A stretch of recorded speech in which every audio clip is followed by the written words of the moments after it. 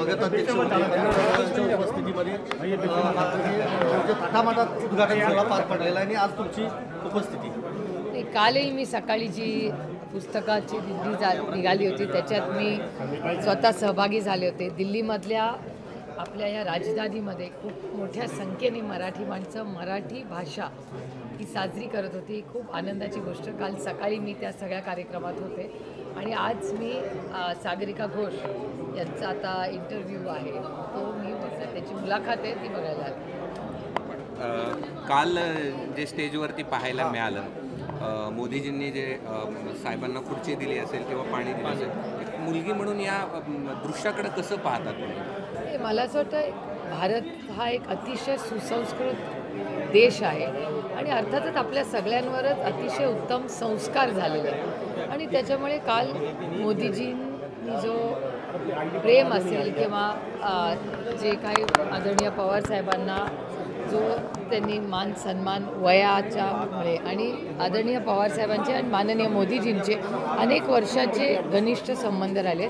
आमचे राजकीय मतभेद अनेक कुटुंबांची राजकीय मतभेद आहेत, पण आमचे मनभेद हे कोणाबरोबरच नसतात, कारण का एका सशक्त लोकशाहीमध्ये आपण वैयक्तिक नाती एका जागेवर ठेवतो आणि आपण आपली राजकीय जी मतभेद असतात ते वेगळ्या ठिकाणी असतात. म्हणून काही एखाद्याची आपलं वैयक्तिक नातं हे चांगलं ठेवणं हे संस्कार कैलासवासी यशवंतराव चव्हाणांनी आमच्या सगळ्यांवर केलेले आहेत. त्याच्यामुळे काल एक तर मोदीजींनी आदरणीय पवारसाहेबांचा आणि महाराष्ट्राच्या ह्या सगळ्या साहित्यप्रेमींनी जो त्यांना आमंत्रण दिलं होतं त्याच्यासाठी ते आले आणि तो कालचा कार्यक्रम राजकीय नव्हता, तो एक सांस्कृतिक आणि साहित्याचा कार्यक्रम होता. सुरेश दसांनी आज देशमुख कुटुंबांची भेट घेतलेलं पाहायला मिळालं. बऱ्याच म्हणजे ही भेट यासाठी महत्त्वाची आहे की त्यांच्यावरती जे धनंजय मुंडेंसोबत भेटीचे आरोप झाले त्यानंतर ते आज पहिल्यांदा कुटुंबाचे भेटले. नाही, अर्थातच मी त्याचं स्वागत करीन. याचं कारण असं की आमच्यासाठी ही लढाई राजकीय नाही, ही एक सामाजिक लढाई आहे. महाराष्ट्राच्या एका कुटुंबावर ज्या क्रूर पद्धतीने हत्या झाली आहे, परभणी असेल किंवा बीडमध्ये दोन्ही घटना असतील, मग देशमुख कुटुंब असेल त्यांच्यावर झालेला अन्याय, त्यानंतर मुंडे कुटुंब, महादेव मुंडेंची जी पद्धतीने हत्या झाली, 1.5 वर्ष त्यांची बायको ही लढते झगडते, आणि परभणीमध्ये झालेली घटना, या तिन्ही घटना प्रचंड अस्वस्थ करणाऱ्या आहेत. आणि आमची एवढीच मागणी आहे की त्या तिन्ही कुटुंबांना न्याय मिळावा. आणि कृष्णा अंधारे अजूनही फरार आहेत. मग इतके दिवस झाले, एवढं तंत्रज्ञान असताना 72-73 दिवस झाले, ते सापडत कसे नाहीत? मी स्वतः माननीय मुख्यमंत्र्यांना पत्रही केलं आहे, मी वेळही मागितलेली आहे, मला अजून वेळ दिलेली नाही त्यांनी, पण मी पुन्हा एकदा त्यांची वेळ मागितलेली आहे, म्हणजे सातत्याने मागते.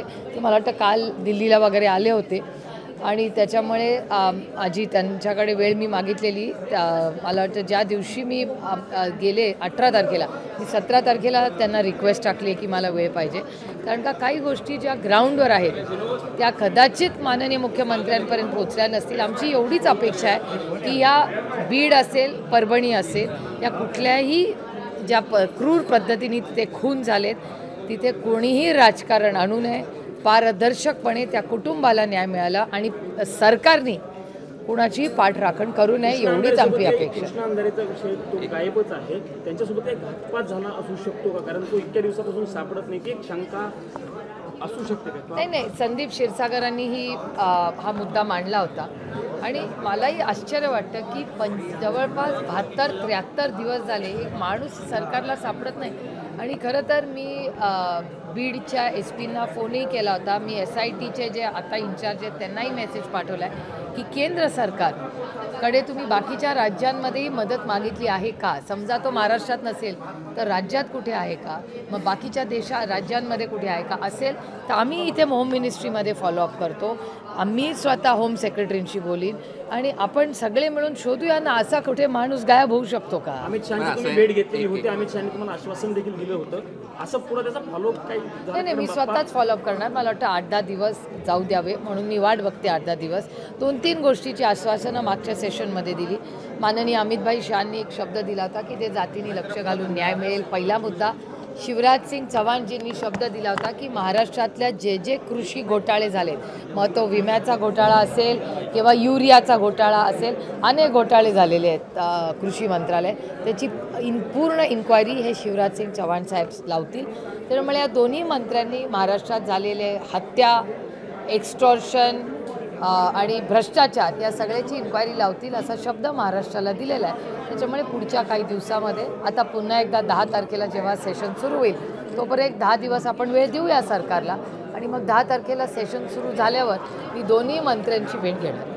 असं की आज जेव्हा सुरेश धस त्या गावामध्ये पोहोचले होते त्यावेळेस गावकऱ्यांनी हात उंचावून सांगितलं की तुमची जरी भेट झाली असेल तरी आम्हाला तुमच्यावरती विश्वास आहे, कारण या भेटीमुळे धसांच्या विश्वासार्हतेवरती प्रश्नचिन्ह निर्माण झालं होतं.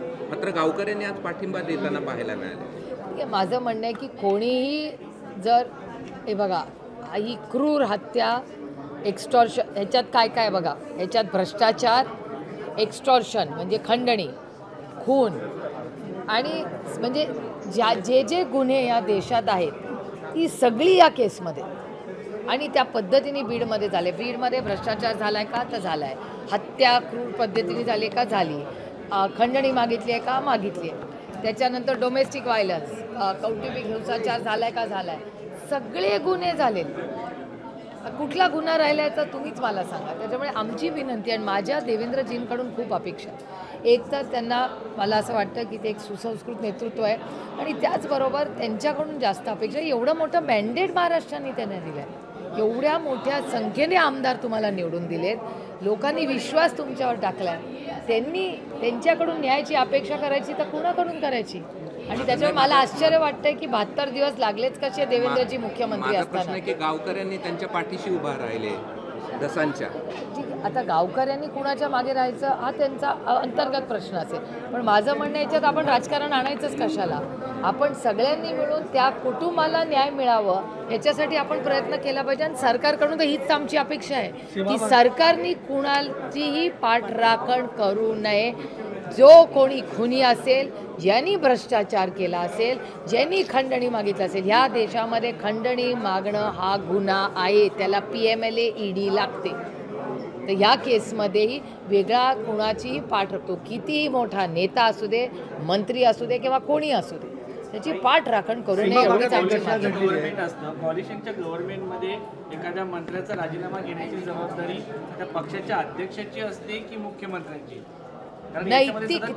नैतिकतेची असते. मी तुम्हाला माझं सांगते, माझ्या कुठल्याही कृतीमुळे जर माझ्या पक्षाची, माझ्या सरकारची, माझ्या राज्याची आणि माझ्या देशाची ही कुठलीही जर बदनामी होत असेल तर मी नैतिकतेवर राजीनामा दिला असता. आणि अनेक महाराष्ट्रातल्या नेत्यांनी नैतिकतेवर राजीनामे दिलेले आहे. ही महाराष्ट्राची संस्कृती राहिलेली आहे. सीमा भागात एक घटना घडली. महाराष्ट्राच्या ST महामंडळाच्या चालकाला काळं असलेला आहे. कन्नड रक्षण वेदिकेनं सध्या दोन्ही राज्यातली आंतरराज्य वाहतूक जी आहे ती पूर्णपणे बंद आहे. मला वाटतं माझी विनंती राहील की महाराष्ट्राच्या माननीय मुख्यमंत्री आणि परिवहन मंत्रींनी तातडीने कर्नाटकला कॉन्टॅक्ट केलं पाहिजे आणि नक्की काय झालं याची माहिती घेऊन ह्याच्यातून अतिशय शांततेच्या मार्गाने मार्ग काढला पाहिजे. काही कृषी मंत्री कोकाटे यांच्या संदर्भातली निकालाची प्रत जोपर्यंत मिळत नाही तोपर्यंत आम्ही अपात्रतेची कारवाई करणार आहे असं नार्वेकरांनी म्हटलं. त्यांना मिळाली नाही आहे का? त्यांना जर मिळाली नसेल तर आम्ही पाठवून देतो. सगळ्या मीडियामध्ये आहे. ताई, खरं तर महाराष्ट्रामध्ये गणेशोत्सव मोठ्या प्रमाणात साजरा केला जातो, मात्र आता पूर्णतः बंदी घालण्यात आलेली आहे. POP ज्या मूर्ती आहेत त्या घडवण्यावर आणि गणेश त्याला नाही, मूर्तीच्या उत्सवाला नाही घातलेली, त्या पर्यावरणासाठी एक सूचना आलेली आहे. त्यामुळे महाराष्ट्र सरकारने त्याचा विचार करून केला असेल तर बघूया, त्यांच्याकडून माहिती अजून काढूया की नक्की काय त्यांचं पॉलिसी आहे. आणि जर असेल तर इथून पुढे निर्णय लावावे. म्हणजे आपण जे म्हणतो आधीचे जे झालं असेल ते आपण बदलू शकत नाही. आपला आज आणि उद्या आपण नक्की बदलू शकतो. त्यामुळे इन ॲडव्हान्सच महाराष्ट्र सरकारने त्यालासाठी रूल्स आणि रेग्युलेशन लावले.